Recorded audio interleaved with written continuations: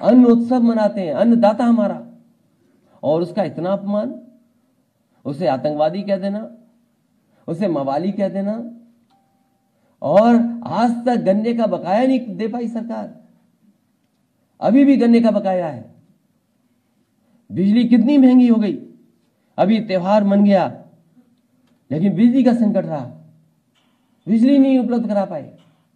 कहने को, दावा करने को तो कहने लगे कि हम पर यूनिट 70 रुपए की बिजली खरीद रहे हैं, लेकिन आपने मुनाफा किसको पहुंचा दिया?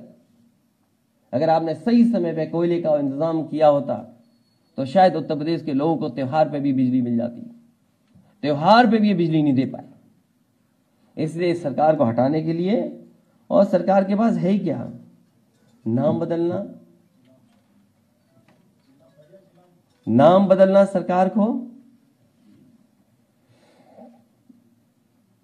नाम बदलना, रंग बदलना, नेम प्लेट बदलवाना, स्टूल पर बैठवाना, होर्डिंग लगवाना, गंगा जल छिड़कवाना, कार पलटवाना, फोटो हटवाना, गड्ढों की जगह जेब भरना, और अकेले में 3x660 super critical thermal plant की बोलने की प्रैक्टिस करना। और जैसे औरों के नाम बदले गए हैं, जैसे औरों के नाम बदले गए हैं, हो सकता है आसानी के लिए प्लांट का भी नाम कमल प्लांट कर दिया जाए, थर्मल प्लांट की जगह कमल प्लांट नाम रख दिया जाए। इसलिए हम सभी आज जो पार्टी में शामिल हो रहे हैं उन सभी साथियों का बहुत बहुत स्वागत करता हूं। आपके आने से न केवल मनोबल बढ़ा है, समीकरण जो हिसाब किताब लगाती है सरकार, और जो तमाम सर्वे और सर्वेक्षण होते हैं, इसलिए समाजवादी पार्टी अब निकल पड़ी है सरकार बनाने के लिए। और जनता नाराज इतनी है कि जिस तरीके से इन्होंने महंगाई बढ़ाई है, ये सिलेंडर पे बात नहीं कर रहे हैं, लखनऊ में 100 से पार हो गया पेट्रोल की नहीं हो गया? बताइए हमें, आपको सबको पता है कि 100 से पार हो गया। न मुख्यमंत्री जी को पता है, न मंत्री जी को पता है, और भारतीय जनता पार्टी के एक नेता कार्यकर्ता को नहीं पता कि पेट्रोल 100 से पार हो गया लखनऊ में। सोचिए आप, हमें, आपको सबको पता है, लेकिन भारतीय जनता पार्टी के किसी को नहीं पता कि 100 से पार हो गया पेट्रोल। तो जब नहीं पता है तो ये सरकार कर क्या रही है आखिरकार? इसलिए मैं एक बार फिर आए हुए सभी समाजवादी पार्टी में जो शामिल हो रहे हैं, जो इस हॉल में हैं, हॉल के बाहर हैं, मैदान में हैं, छोटे हॉल में, उन सब का मैं स्वागत करता हूं, बधाई देता हूं।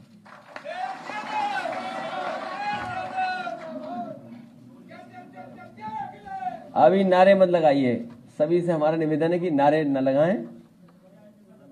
अगर कोई पूछना है तो पूछ सकते हैं, नहीं तो फिर हम चलें। अभी एक गाना लॉन्च होना है, शायद हो गया लॉन्च।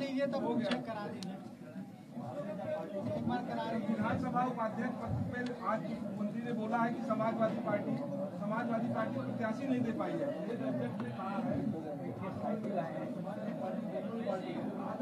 किसने कहा? देखिए, भारतीय जनता पार्टी को ये बताना चाहिए कि लखनऊ के साथ साथ उत्तर प्रदेश में कई जगह पेट्रोल 100 से ऊपर पार हो गया है। सवाल, आज जनता का सवाल यह है कि हर चीज उन्हें महंगी खरीदनी पड़ रही है, केवल पेट्रोल नहीं, डीजल की कीमत जो बढ़ी है उसका जवाब भारतीय जनता पार्टी के पास क्या है? जो एलपीजी सिलेंडर की कीमत बढ़ी है उसका क्या जवाब है?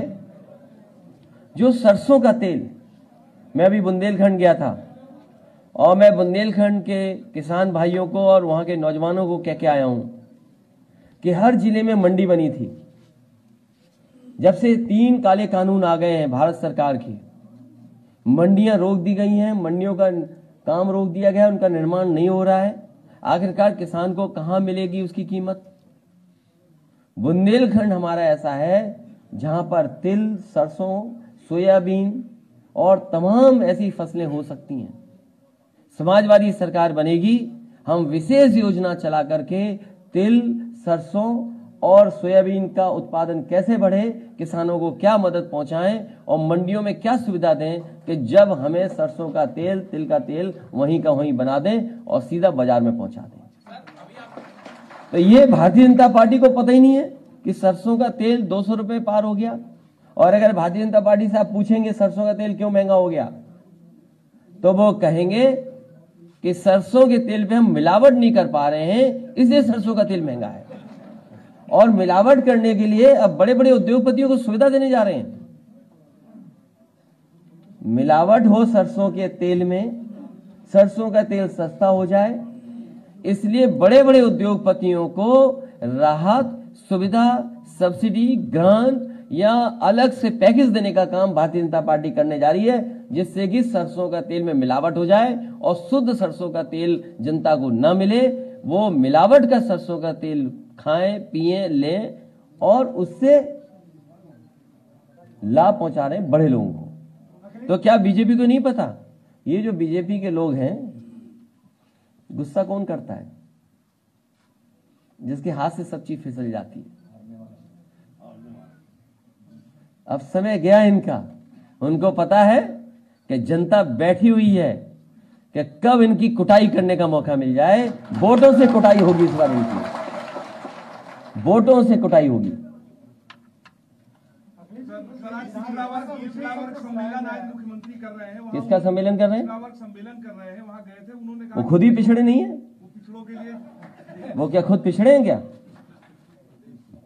कौन? आउटसोर्सिंग के लिए सर आप बताइए। नहीं, तो वो जो आप मांग कर रहे हैं लगातार ये ये आउटसोर्सिंग अगर चलती रही और जिस तरीके से अभी इशारा किया आपने, ईस्ट इंडिया कंपनी का इशारा दिया, एक कानून ने जो कंपनी व्यापार करने आई थी उसको सरकार बना दिया था। और भारतीय जनता पार्टी के लोग सरकार में बैठ करके सरकारी कंपनियों को धीमे धीमे बेच करके पूरी कंपनी बना देंगे सरकार को। और एक दिन देखना आप, ये सरकार से हट करके सरकार को भी आउटसोर्स करके चले जाएंगे।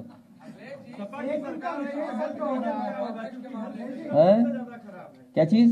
स्टेट का हेल्थ विजन सबसे खराब है। सपा की सरकार आई तो हेल्थ विजन क्या होगा? अब उद्घाटन पे उद्घाटन, शिलान्यास का शिलान्यास, और भारतीय जनता पार्टी के सबसे बड़े नेता, उनके नाम पर मेडिकल यूनिवर्सिटी का शिलान्यास हुआ था लखनऊ में। वो जब चल रही है, डॉक्टर राम मनोहर लोहिया, हमारा जो मेडिकल कॉलेज नेताजी ने हम लोगों ने बनाया था, उसके 9th फ्लोर पे। तो जो लोग 4.5 साल में अटल बिहारी वाजपेयी जी के नाम पर मेडिकल यूनिवर्सिटी नहीं बना सकते, कोविड के समय पर लोगों को अनाज छोड़ सकते हैं, उनसे क्या उम्मीद करोगे स्वास्थ्य सेवाओं की? इसलिए इनको हटाइए, उत्तर प्रदेश का स्वास्थ्य बेहतर करिए, समाजवादी सरकार लाइए जिससे कि स्वास्थ्य सेवाओं को बेहतर कर सके।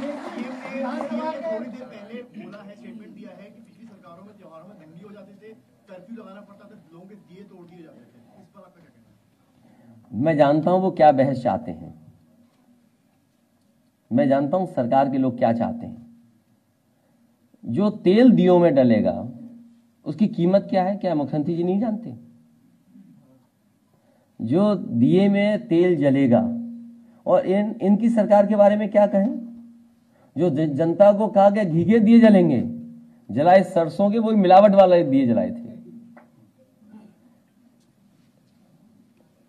ये मिलावट वाले लोग हैं, धोखा देने वाले लोग हैं, झूठ बोलने वाले लोग हैं, धुआं उड़ाने वाले लोग हैं। इनसे क्या उम्मीद करोगे आप?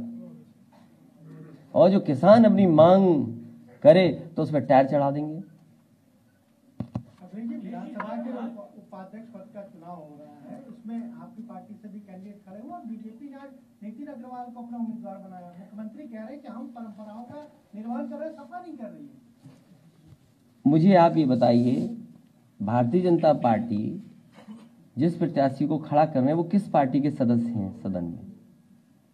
तकनीकी रूप से तो सपा के सदस्य हैं। उनकी याचिका जो आपने दी थी विधानसभा करने की, वो खारिज हो गई। तो सोचिए, जो सरकार शिलान्यास का शिलान्यास करती है, उद्घाटन का उद्घाटन करती हो, तो आप जवाब नहीं समझ में आ रहा आपको? अखिलेश जी, जो महंगाई का प्रश्न आपने उठाया है उसके बारे में सरकार, केंद्र सरकार ये कहती रही है कि हम गरीबों के जन कल्याणकारी योजनाएं बना रहे हैं, उसमें खर्चा बहुत आता है, इसलिए पेट्रोल के दाम ज्यादा देने पड़ेंगे, डीजल के दाम ज्यादा देने पड़ेंगे। क्या कहेंगे आपकी उधर से लेके इधर? तो गरीब जनता को साइकिल पे चलना चाहिए, हम धन्यवाद देते हैं। इस बार गरीब जनता साइकिल के साथ जा रही है।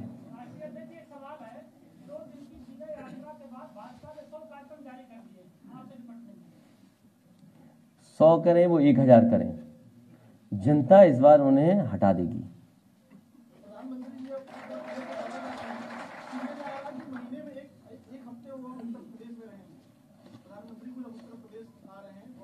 ये खबरें क्यों खबरें की खबरों बनाते हो? कोई कितना भी रहे, सवाल ये है कि आज उत्तर प्रदेश में नौजवान बेरोजगार हैं। नौजवान को नौकरी कब मिलेगी, रोजगार कब मिलेंगे? और इन्वेस्टमेंट के तमाम आयोजन हुए उत्तर प्रदेश में। आपको सवाल ये पूछना चाहिए कि उत्तर प्रदेश में जो आयोजन हुए थे, बड़े बड़े कार्यक्रम हुए थे इन्वेस्टमेंट के, जिसमें देश के बड़े बड़े उद्योगपति आए थे, उन सभी उद्योगपतियों ने वादा किया था, MOU साइन किए थे और ये कहा था कि उत्तर प्रदेश में लगभग 5 लाख करोड़ का इन्वेस्टमेंट आएगा। आखिरकार वो इन्वेस्टमेंट कहां दिखाई दे रहा है, किस जिले में दिखाई दे रहा है? और जो भी इंफ्रास्ट्रक्चर का काम हुआ था, सड़कों का बनना, बिजली का उत्पादन बढ़ना या और सुविधाएं देना, वो आखिरकार समाजवादी सरकार की थी। आज ये सरकार क्या कर रही है?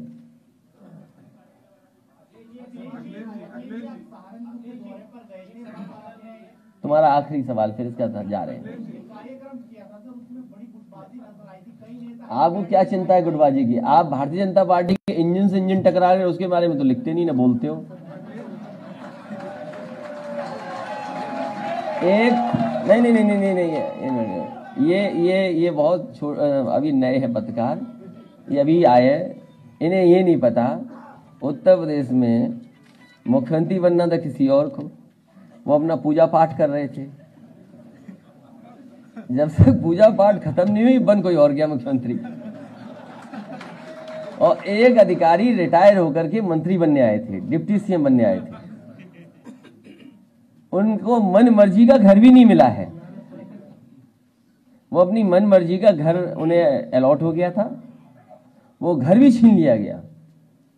तो हमारी एक जिले की, एक ब्लॉक में, तहसील में कहीं गुटबाजी है, उसकी चिंता है। जो इंजन से इंजन टकरा रहे हैं उनकी कोई चिंता ही नहीं आपको। बड़े पत्रकार हो शायद, है? देखिए, मुख्यमंत्री से बड़ा झूठ कोई बोल ही नहीं सकता। मैं तो उनसे कहूंगा कि आज बिजली विभाग में जाएं और बिजली विभाग में जानकारी करें कि जो कर्मचारी इंजीनियर्स थे या जो उस समय फैसला लिया गया था अक्टूबर 2016 में, दिवाली से पहले, कि किन जगहों पर 24 घंटे, मुख्यालयों पर 24 घंटे और तहसील स्तर पर 18 घंटे बिजली की सुविधा, ट्रांसमिशन लाइंस बिछाना, सब स्टेशंस बनाना, डिस्ट्रीब्यूशन सिस्टम को बेहतर करना।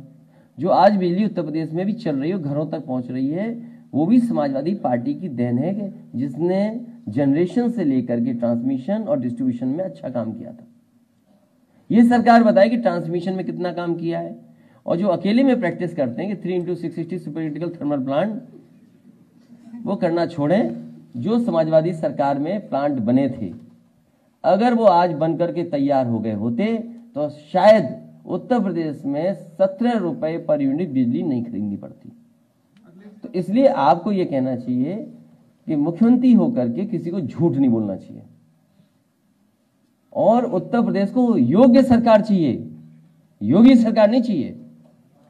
उत्तर प्रदेश को योग्य सरकार चाहिए।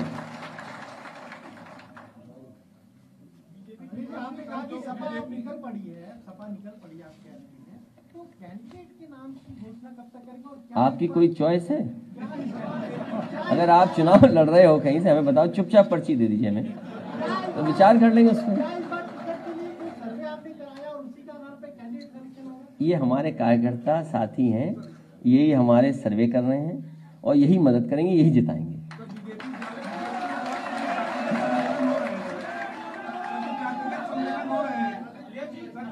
सम्मेलन हो रहे हैं, जाति जनगणना को लेकर, क्योंकि आप लगातार ये बात, समाजवादी पार्टी का मानना है जाति जनगणना हो। जितने भी पिछड़े हमारे समाज के लोग हैं सभी चाहते हैं जाति जनगणना हो। समाजवादी पार्टी इस पक्ष में है कि जाति जनगणना होनी चाहिए। एक समय पर जब कांग्रेस की सरकार थी, लोकसभा के अंदर नेताजी आदरणीय लालू प्रसाद यादव जी, आदरणीय शरद यादव जी, तीनों ने मिलकर के और दक्षिण भारत के कई प्रोमिनेंट लीडर्स ने मिलकर के कांग्रेस से भी ये कहा था कि कांग्रेस जाति जनगणना करे।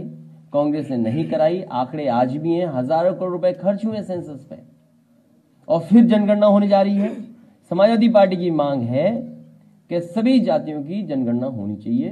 पिछड़ों की आबादी कितनी है इसकी भी जनगणना होनी चाहिए। प्राइवेट सेक्टर आरक्षण पर क्या कहना है? हम पक्ष में हैं, उसमें क्या सोचना है, दिमाग क्या लगाना उसमें, क्या चीज। अब हमारे पास कर्मचारियों के नेता आ गए हैं, अब हम विचार करेंगे। हर बात अभी खोल देंगे तो बीजेपी नकल कर लेगी। जिस बीजेपी ने कोई काम नहीं किया वो कुछ नकल कर लेगी। बीजेपी के अध्यक्ष कह रहे हैं कि दिल्ली जाने में काफी आराम हो गया जब से योगी जी आए हैं, सब्जी बहुत अच्छी हो गई। पानी के जहाज से जाते हैं क्या? जाते तो एक्सप्रेस वे से ही होंगे।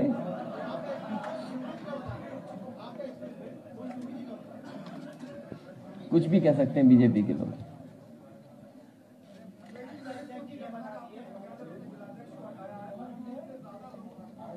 उसमें कई पार्टियां थी और उसको कार्रवाई कर दी और पुलिस अपना कार्रवाई करे, बेटी को न्याय मिले। राष्ट्रीय अध्यक्ष जी, अब तो कुशवाहा जी भी यहाँ आ गए हैं, वहाँ पे 2 ही लोग बचे हैं, बहन जी और सतीश चंद्र मिश्रा जी।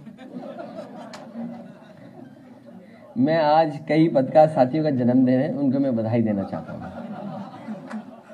आशुतोष त्रिपाठी जी उनको बहुत बधाई, सुनील कुमार रैदास उनको बधाई, सुशील सहाय उनको बहुत बहुत बधाई आज उनके जन्मदिन पर।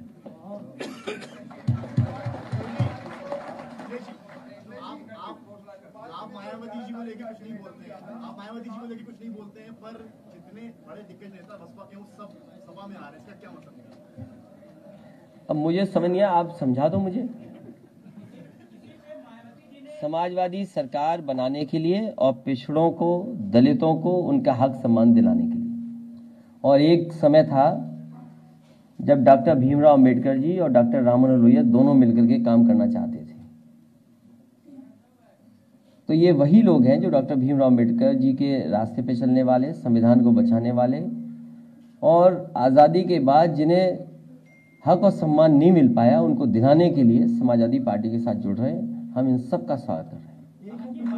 भागीदारी संकल्प मोर्चा बनाकर आपके पास आ रहे थे। नेता जो हाथ दिनों में सपा ज्वाइन किए हैं, मायावती जी ने कई बार ट्वीट किया इस पर। उन्होंने लिखा है कि दूसरी पार्टी के स्वार्थी, टिकटार्थी और निष्कासित लोगों को सपा में शामिल करने से पार्टी का खुलना कोई नहीं बनने वाला। चाहे जैसे आए हमारे पास तो आ रहे हैं, ठीक बात है। हम खुश हैं जो आ रहे हैं, हम खुश हैं।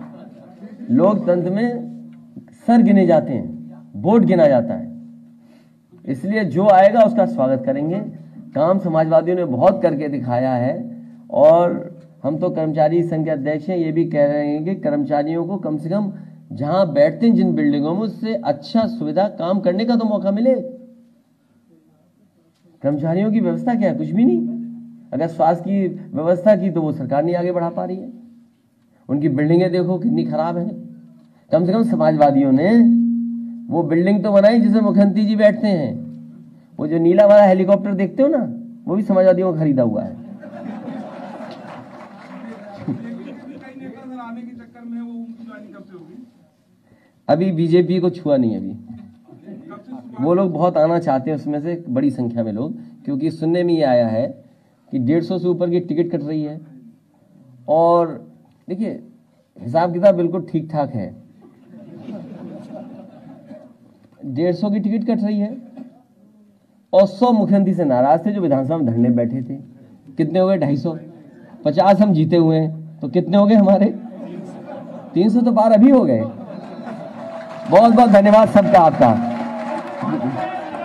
अब मैं माननीय राष्ट्रीय अध्यक्ष जी रुक जाइए, कार्यक्रम और है, कार्यक्रम और है। स्वागत के लिए, माननीय राष्ट्रीय अध्यक्ष स्वागत के लिए हमारे प्रमुख नेतागण अपना मेमोंटे लाए। श्री RS कुशवाहा जी, श्री उदयलाल मौर्य जी। हिसाब समझ में आ गया? हिसाब 300 का हिसाब